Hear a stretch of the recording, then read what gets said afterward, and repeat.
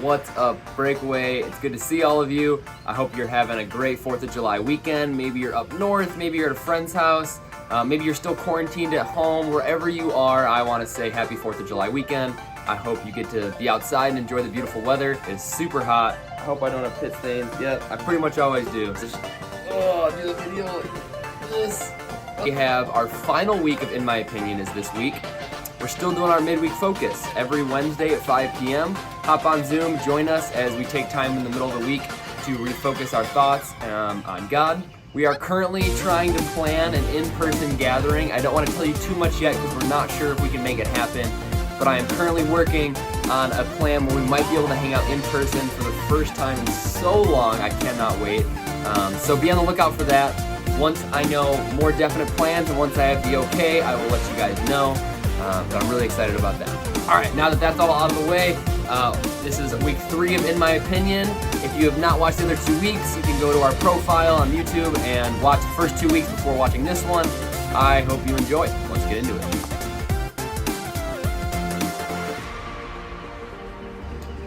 All right, let me start by asking you guys all a question. Do you guys have cliques in your school?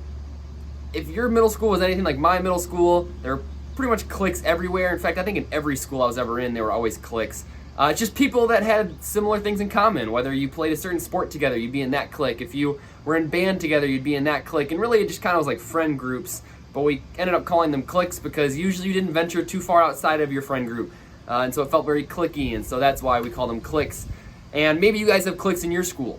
And if you're inside of a clique, it might feel great. You have a bunch of friends. You have people that have shared things in common with you. But sometimes when you're in a clique or you have friends that you're close to, when you look at other cliques, you look at other groups of friends, it's really easy to have opinions about them and to have strong opinions about who those groups are, even if you don't know them very well.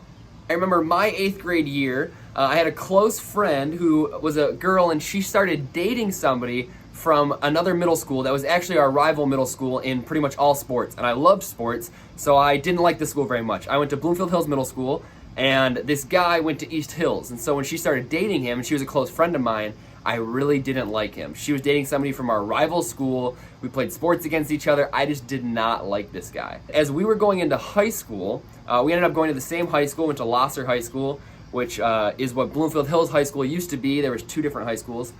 So we went to the same high school together, and I went into high school just hating this guy. I absolutely wanted nothing to do with him. They actually broke up, and they weren't even together anymore, and I just did not like this guy. I don't care what he did. He didn't even do anything. Just the fact that he went to another school and dated a close friend of mine, I just didn't like the guy.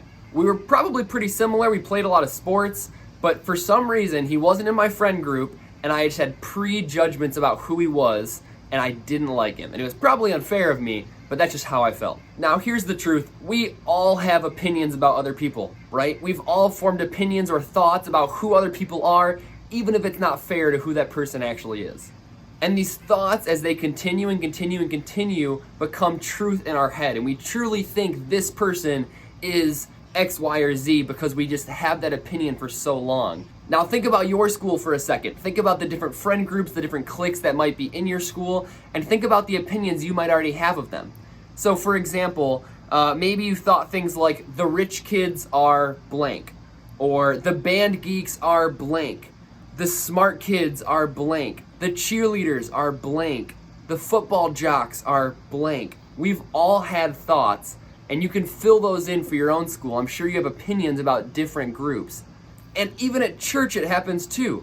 You might think, oh, the kids that go to church every week are blank. Or the kids that speak up in church in small group are blank. Or even like, oh man, the 6th graders, they're so blank. Like, we all have opinions about people even when we don't know who they are, just because they're in a different friend group, environment, clique than we are. And what's tricky is that these opinions can come from lots of different places. It can come from past experiences, which is really common. Maybe a jock treated you really poorly and bullied you in school, so now you view all jocks a certain way, right? A lot of our opinions can come from previous or past experiences. Maybe it's just an assumption. You don't really have a past experience, but you just assume this person is blank, and then that opinion just repeats in your head until you believe it to be true. Now, whatever it is, over time we let our judgments and our opinions about different people affect how we actually view them, and then in turn, how we treat them. And guys, that's a problem for a lot of reasons. For starters, our judgments and opinions usually aren't nice, so we're just placing judgments and opinions of negative things on other people that might not even be true. And even if it is true, we're now treating them differently than we should be treating them. But here's what I think we're missing. When we view or treat somebody based on one opinion or one judgment, or maybe it was one thing they did to us, we're not seeing the whole picture. We're not seeing the whole person for who they could be, and we're not seeing them how Jesus sees them. Our opinions get in the way of us seeing them how Jesus would see them. Now, I think we can work to actually change this in our heads and in our hearts, and I truly believe it starts with Jesus. So we're going to look into the Bible at a story from the book of John at how we are supposed to treat these situations. So as most of you probably know, but if you don't, John is one of the disciples of Jesus. He wrote his own book called the Gospel of John. It's the fourth book of the New Testament. And John, because he was a disciple, followed Jesus and wrote down all of his experiences, stories, things that he saw, teachings from Jesus into his book. So we're going to look at a time where Jesus was teaching to people and a bunch of religious people came and interrupted him. All right, so these religious teachers came and interrupted Jesus, and this is what we read. In John chapter 8, verses 4 and 5, we read, "Teacher," they said to Jesus, "this woman was caught in the act of adultery. The law of Moses says to stone her. What do you say?" So basically, these religious leaders caught this lady doing something she wasn't supposed to. Committing adultery is when a married woman or man sleeps with somebody else, right? So it's a horrible thing, terrible thing, and they caught her doing this act. In the law of Moses and the law of the Old Testament, in the first 5 books of the Bible, when somebody commits adultery or sleeps with somebody else, they are to stone them.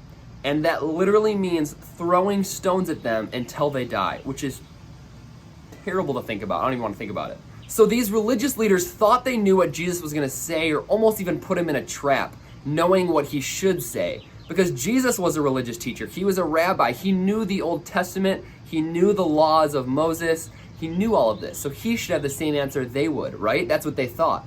Now, we can all admit that we have been the religious leaders before. We have seen somebody do something wrong, and we judge the rest of their character based off that one moment, right? If somebody hurts us one time, it's hard to forgive them and let them back into our lives or trust them again. If we see somebody do one thing bad, we now have a whole opinion about who that person is in every area of their life. And that's certainly what these religious leaders were doing with this woman. They knew she committed adultery, and they believed she should be stoned to death. She doesn't deserve a second chance. It's over for her. And they almost viewed themselves as better than her because of this moment. And I think they went to Jesus either to trap him or because they believed he would say the same thing and then they should go about stoning her. But here's how Jesus responded.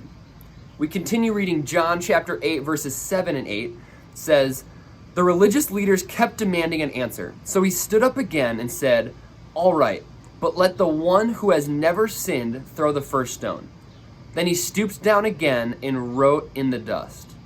So Jesus challenged these religious leaders to look inward, look at their own heart, and see, have you ever sinned before? Have you ever made a mistake? And said the only one who can throw a stone at this woman is the one who has never made a mistake, sinned, or messed up before. Now, as you can imagine, nobody threw a stone because we've all messed up. Jesus completely shut them down, and as they began to think about what he said, slowly and slowly, they all left the scene and left the area until eventually it was just Jesus and this woman, and this is what Jesus says to her next. Then Jesus stood up again and said to the woman, "Where are your accusers? Didn't even one of them condemn you?" "No, Lord," she said. And Jesus said, "Neither do I. Go and sin no more." While the religious leaders had judged and formed a full opinion on who this woman was for one moment of her life, for one mistake that she made, for one decision that she made that was incorrect, Jesus saw something totally different. She was so much more than one bad decision. She was so much more than one mistake. Jesus knew she still had a whole story to write, and that he was going to love her anyways. Gosh, my pit sweat is getting so much worse. It's like 90 out here. Woo! Hope you guys enjoy that one. So that's how Jesus saw this woman, and that's how we're to see people around us, right? There's more to others than just our opinions about them. There's more to others than just one moment or one situation that we experience. Going back to high school, as I combined schools, our middle schools came together to form a high school, right? We went to the same high school, me and this guy that dated one of my close friends, and we ended up being in the same freshman English class together. Now, again, I had all these opinions or beliefs and judgments about who this guy was, and I didn't like him. But we sat really close to each other in English class and actually got to talk and hang out, and the guy was awesome. He ended up becoming one of my best friends, not only in that class, but throughout all of high school. We still hang out to this day. I'm hanging out with him later today, actually. We're hanging out this weekend. And he was one of the biggest catalysts for my faith today. He is probably one of the biggest reasons, not only that I follow Jesus, but that I work at Kensington. He introduced me to Kensington. That might be the only reason I'm here today telling you guys this message, was because of this guy. And I almost wrote him off because of a judgment that I already had about who he was. Sorry, if you guys saw that, I was like, there's like a fly that came right through my face, or like a bug or something I was staring at. It's kind of weird. But anyways, he was super important in my life. So clearly there was so much more to that guy than what I had judged about him earlier. Reducing somebody down to just one thought or one opinion or one judgment can cause you to miss out on so much of who somebody could be. So I want you guys to remember that there's more to somebody than just your judgments or opinions about them. Here's a couple quick and easy steps to help you guys practice this, to put Jesus' teachings into practice in your own life, and truly start treating others how Jesus would treat them. The first one is to worry about yourself. All right, it's the simplest concept in idea, but hardest to practice. Right? It's the same story as taking the plank out of your own eye before removing the speck from somebody else's. Worry about yourself. Realize that we all make mistakes, we all mess up, and let's focus more on becoming the best version of who God created us to be than about judging or critiquing or changing somebody else. The second thing is to remove the judgment. As you get to know people, as you have different experiences with different people, remove the quick judgments on small things that might lead you to think major things about the person. Start a relationship with that person. Get to know that person before you form a full-on opinion. And even if you don't even end up liking that person or they don't become your best friend, that's okay. They don't need to be. Maybe you really don't like that person. But regardless, we still need to treat people with love, compassion, and grace, forgiving other people. So let's go out from today trying to live our lives more like Jesus, and remember that there's more to somebody than just our opinions about them. Oh, all right, Breakaway. Thanks so much for joining. I'm about to pass out. I got way too much sweat going on. Woo! Oh, well, thanks for joining. This was our final week of In My Opinions. I think we're starting a new series next week, so please join us for that. Join us for Midweek Focus, and keep your eyes out for our next in-person meeting. We're going to try to plan that pretty soon. Great to see all of you. Enjoy your holiday weekend, and I'll see you all very soon. Peace out.